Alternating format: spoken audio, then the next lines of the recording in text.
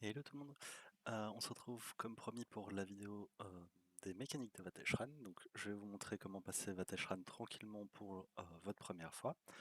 Alors j'ai fait une run ici en sorcier magie. Ça peut avoir son importance car les runs vont être différentes pour des magies ou pour des stams. Notamment ici avec la première petite mécanique que je vais vous montrer. Donc vous voyez ici un niveau, enfin un portail vert, vous en devinez un orange ici, et on a un bleu ici à gauche qu'on ne voit pas bien. Vous allez devoir les faire dans un certain ordre en fonction de l'archétype que vous jouez. Dans le cas des magies, vous allez passer en vert, bleu, puis rouge, tandis que les stams vont faire bleu, rouge, vert.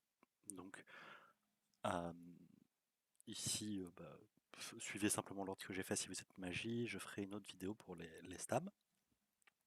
Alors, la grotte du chasseur ici, c'est donc principalement des Spriggan ou des monstres bêtes. Donc, euh, vous connaissez plus ou moins les gameplays si vous avez déjà rencontré ces mobs. Alors, ici, j'ai été un peu comme un bourrin à tout paquer à la première porte. Vous pouvez y aller petit à petit, prenez votre temps.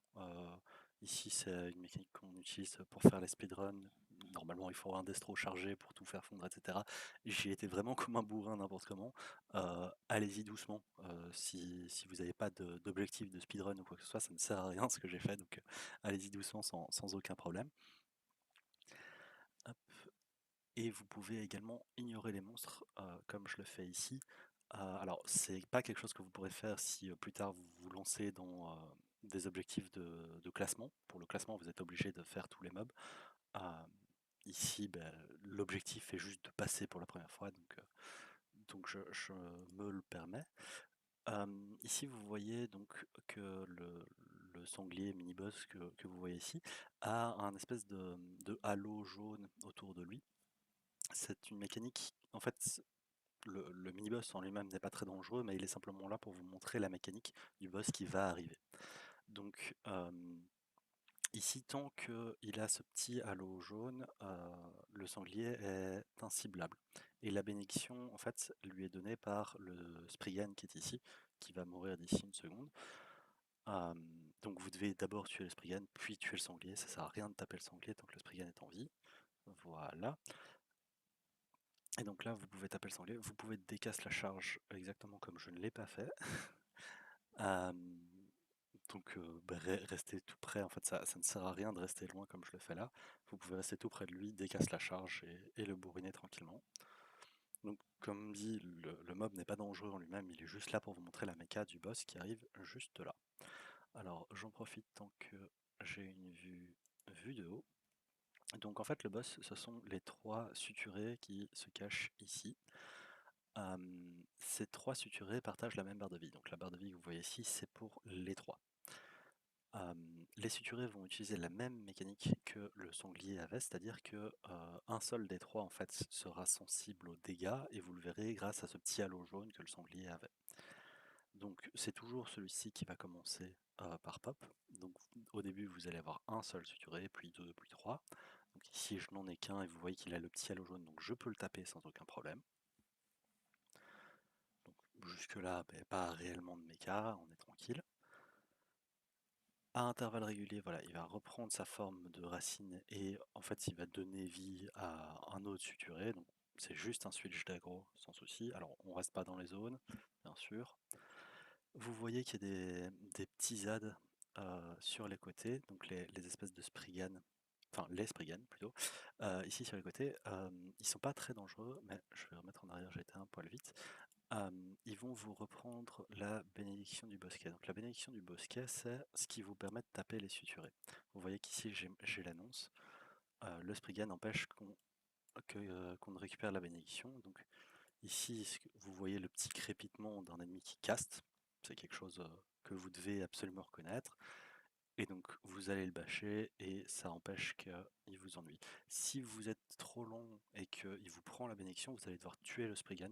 C'est une grosse perte de temps, une grosse perte de ressources et de DPS, donc essayez d'éviter. Les trois suturés ont leur mécanique propre. Vous voyez que lui a une zone autour de lui et un cône.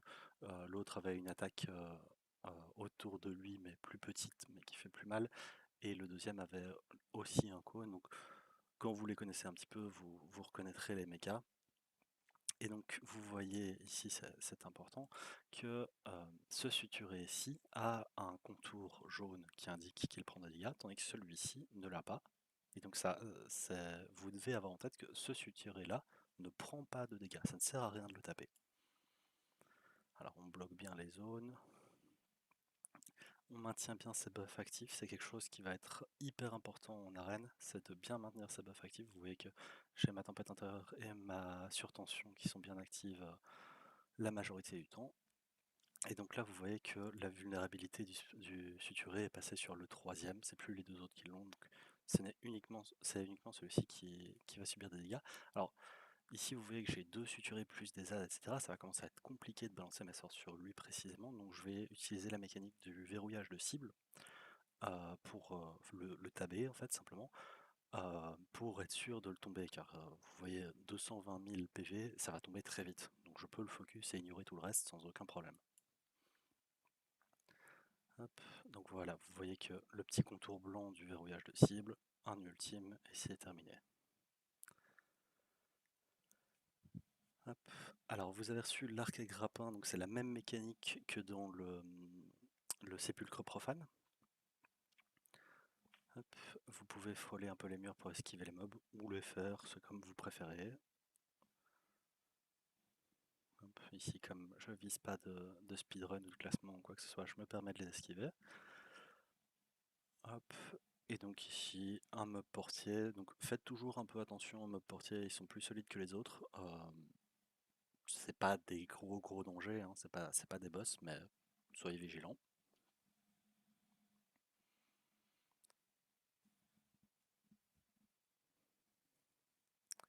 Voilà.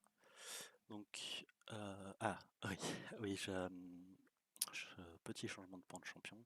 Évidemment, le traître ne vous sert à rien dans cette arène-ci vu que vous ne pourrez pas tourner les mobs tout seul. Alors ici, petite méca au grappin, rien de bien compliqué, hein, vous contenter de passer. Pareil ici, vous allez pouvoir ignorer les mobs en passant sur le côté. À nouveau, je vous laisse les faire si ça vous amuse. À nouveau, petite méca au grappin. Alors pareil, il vous entraîne simplement à faire la méca du boss hein, qui va arriver. Donc vous avez bien deviné que le boss qui va arriver utilisera le grappin.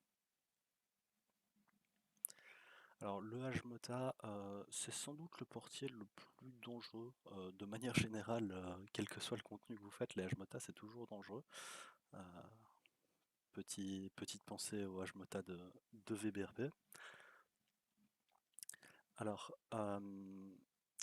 essayez de ne jamais rester devant lui, c'est pas toujours simple, mais voilà, pour esquiver cette zone-là ou la charge, donc restez bien en mouvement face à un Hmota, c'est quelque chose qui est valable pour tous les Hmota que vous croiserez, hein, pas forcément celui de cette arène-ci. Et on arrive au boss de fin de l'arène verte. Alors ici c'est important de noter que on se trouve sur une plateforme qui a un reflet rouge. Ça peut sembler anodin comme ça, mais ça va être hyper important, ça va être le centre en fait de sa mécanique.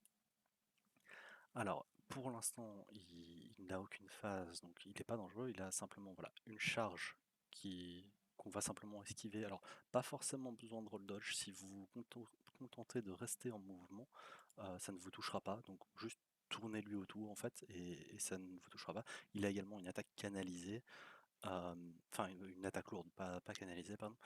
Vous pouvez donc soit la roll dodge, soit la bloquer, soit l'esquiver avec la mécanique du grappin, je vais vous le montrer un petit peu plus tard. Alors ici, vous voyez qu'il a changé de plateforme et on est arrivé sur une plateforme bleutée. Alors, essayez de bien mémoriser où sont les plateformes bleues et où sont les plateformes rouges. Elles sont simplement à chaque fois à l'opposé l'une de l'autre, donc c'est pas bien compliqué, mais ça vous épargnera du temps si vous le retenez. Donc la charge, on esquive tranquillement.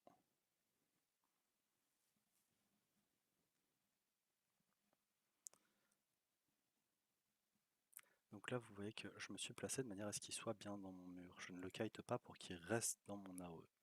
Alors, vous avez sans doute pas eu le temps de le voir. Je vais remettre un tout petit peu en arrière. Hop.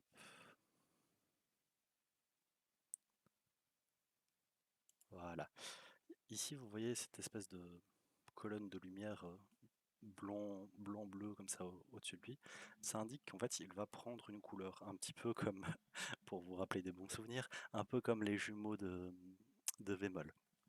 Donc le Minotaur ici va prendre la couleur bleue. Sur une plateforme bleue, s'il est de la couleur bleue, il ne prendra plus de dégâts. Donc tant qu'il est sur une plateforme de sa couleur, il ne prend pas de dégâts. Vous allez simplement devoir switcher et aller sur une plateforme rouge quand il est bleu ou une plateforme bleue quand il est rouge. Rien de bien compliqué jusque là. Donc je me contente de switch de plateforme. Alors attention à l'atterrissage, il vous propulse au sol, donc sprintez un petit peu après avoir utilisé le grappin. Et donc là vous voyez qu'il prend des dégâts, donc vous êtes sur la bonne plateforme. Petite charge en esquive. Pensez à bien mettre des attaques lourdes car votre mana va descendre assez vite. Et faites attention à votre gestion de stam. Alors à nouveau, il fait la méca pendant que je suis en train de parler, j'ai pas le temps d'en parler. Donc ici vous voyez qu'il va faire voilà, son attaque lourde. Et je me suis positionné de manière à ce qu'il soit entre le pilier et moi. Simplement car au moment où son attaque lourde va arriver à la fin, je vais utiliser le grappin, ce qui va me téléporter ici, et ça va esquiver son attaque lourde. Alors, quel est l'avantage par rapport à un roll dodge ou un blocage? La réponse est simple, ça coûte pas de stam. Et vous allez voir que la stam, c'est souvent ce qui va vous tuer dans ce combat. Hop. Et voilà, vous voyez que ça a esquivé, ça ne m'a rien coûté. Vous pouvez l'esquiver avec un blocage ou avec un roll dodge. Simplement, si vous devez en enchaîner un petit peu trop, ça va vite coûter cher. Alors vous voyez que là il va m'en mettre une, mais j'ai utilisé le grappin donc je ne crains rien. Par contre, il y a une autre mécanique qui vient de s'activer, ce sont ces 4 mages ici au centre. Vous en avez un au coin central de chaque plateforme.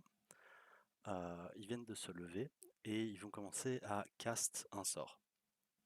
Le sort projette en fait des flammes sur la plateforme opposée, donc de la rouge vers la rouge et de la bleue vers la bleue. Vous allez simplement devoir passer chez chaque mage et le décast, tout simplement. Alors, il y a plusieurs écoles. Personnellement, j'aime bien décast les 4 mages pour être sûr d'être safe. À part quand je travaille le speedrun, là je n'en fais que 2. Mais dans votre cas, pour juste le passer de manière safe, faites les 4. Ça prend pas grand chose. Ça coûte un petit peu de stam pour être honnête. Euh, mais normalement, vous avez ce qu'il faut pour le faire. Sinon, en fait, vous pouvez simplement décast 2 et vous tenir sur les plateformes opposées à celles que vous avez décast. C'est plus risqué parce que vous pouvez vous perdre dans les plateformes que vous avez fait ou pas. Donc, je vous conseille de faire les 4 simplement. Donc là, vous voyez qu'il devient bleu. Je vais sur une plateforme rouge. La mécanique en elle-même n'est pas compliquée, c'est très cyclique, mais il faut toujours bien avoir à l'esprit de quelle couleur est le boss et sur quelle plateforme je suis. Vous voyez que les mages ont commencé à cast. Je vais faire mon petit tour pour des casts. Et c'est important ici de bien retenir en fait la couleur du boss. Je ne sais pas si vous avez vu, j'aurais dû m'arrêter à ce moment-là, mais le boss était rouge. Ça veut dire que je peux m'arrêter sur une plateforme bleue et je vais pouvoir lui faire du dégât. Pas du tout, il était bleu et je dois m'arrêter sur une plateforme rouge, autant pour moi. Hop. Et voilà, là il rechange de couleur. C'est un classique, généralement quand vous allez vous arrêter sur une plateforme, il va rechanger de couleur. Donc ça, apprêtez-vous à repartir en fait. Donc là, vous avez l'entièreté de ces mécaniques. Euh, Aucune mécanique n'est compliquée en soi. Il faut juste bien les garder en tête parce que c'est un rythme à garder. Si vous partez trop tard pour les mages, vous n'aurez pas le temps de les décast. Si vous ne vous tournez pas correctement pour esquiver au grappin, vous n'aurez pas le temps de le faire, etc. Donc c'est un rythme à garder. Vous voyez que les mages ont commencé à cast. On est parti.